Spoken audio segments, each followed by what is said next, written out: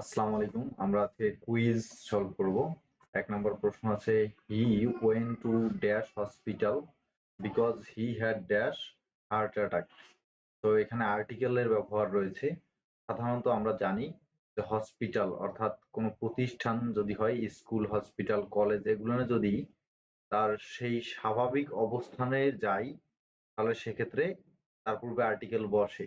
কিন্তু যদি তার স্বাভাবিক ব্যবহার অর্থাৎ সাধারণত আমরা স্কুলে শিখতে যাই, তো যদি স্কুলে আমরা পরিদর্শন করতে যাই অর্থাৎ এটা অস্বাভাবিক একটা ব্যবহার, সেক্ষেত্রে আর্টিকেল বসে না।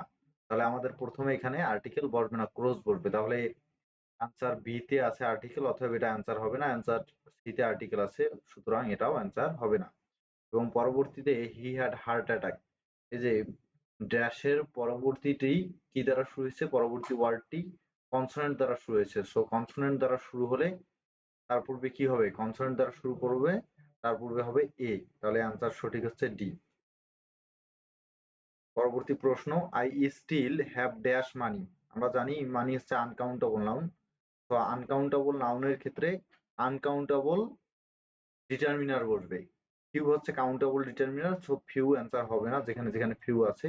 এবং মেনিও হচ্ছে কাউন্টেবল ডিটারমিনার, অতএব অ্যান্সার হবে ডি।